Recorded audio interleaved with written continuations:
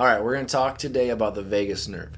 The vagus nerve is seen in the news a lot lately, and we're going to dive in and take you through our spin on what it's all about.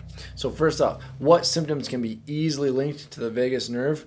Well, autism, ADHD, anxiety, asthma, allergies, those are just the A's.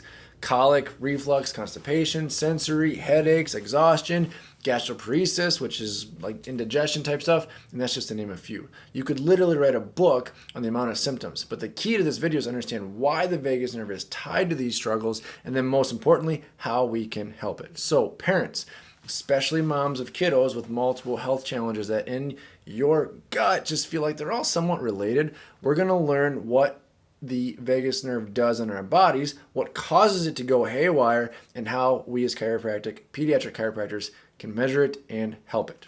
First, I'm going to start with a story that's near and dear to my heart because my daughter Ren, my second child, did have a vagus nerve problem. She had a labor that was stalled, her heart rate plummeted, so think more sympathetic overdrive, less brake pedal, and more gas. And then on top of that, she was delivered via vacuum assistance, which is a life-saving measure, of course, but it is not without its repercussions.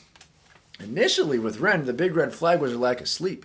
She always seemed restless. She would sleep for only very short stretches at a time. And of course, with infants, this can be normal, all right? So don't think that we've got this magic button that we can push and all of a sudden your infant sleeps forever. No. But her sleep schedule was anything but normal.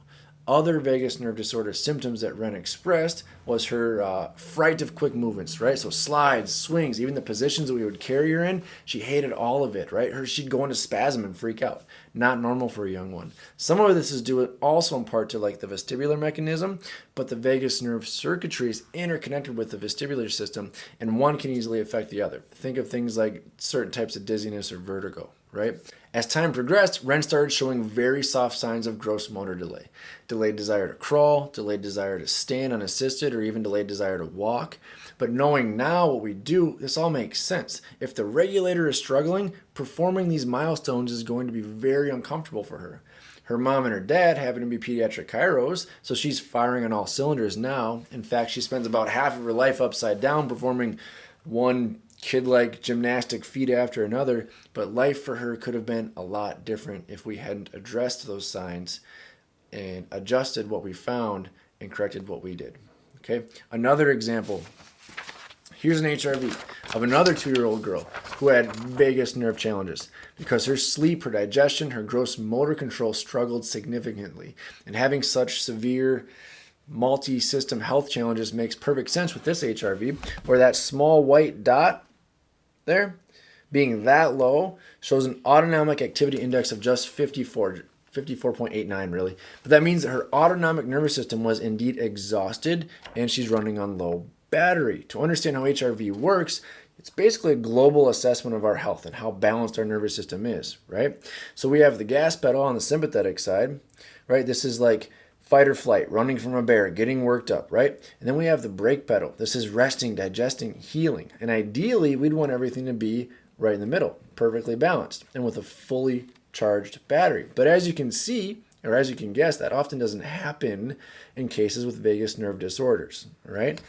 Research shows the vagus nerve is crucial in helping regulate our mood, our emotions, our behavior. It's also key in regulating our immune system, especially in lowering inflammation with its connection to our gut and our digestive system. It's a key connection to help our brain and our bodily systems communicate and function with ease. Simply put, the vagus nerve disorders can negatively affect almost every element of your child's health. We know infants' most important health functions are the basics: eating, sleeping, and pooping, right? Then after that, the motor system, the immune system, communication or speech, right? And eventually emotional regulation begin to develop. It's easy to see how a vagus nerve disorder could negatively impact the function and the development of one or all of these things in our children that we love so dearly. Usually, the causes of vagus nerve disorders stem from a previous infection, inflammation, some physical or psychological stress, like my daughter, Ren, at birth. As a pediatric chiropractor, we see many vagus nerve struggles traced all the way back to, I'm going to talk about it, birth trauma, such as prolonged labor, using instruments like forceps, or with Ren, it was a vacuum delivery. This can potentially cause damage to the vagus nerve, especially because the vagus nerve is most sensitive and susceptible to trauma in the neck area. Think about grabbing hold of their head and pulling them out, right? There's trauma associated with that. Because it's hard for anyone to know exactly how past stressors or trauma are impacting the present, the first step we take is to measure, right? We do scans, find out if it's off track, and then determine how much is it off track. The most important exam for this is the HRV that we talked about.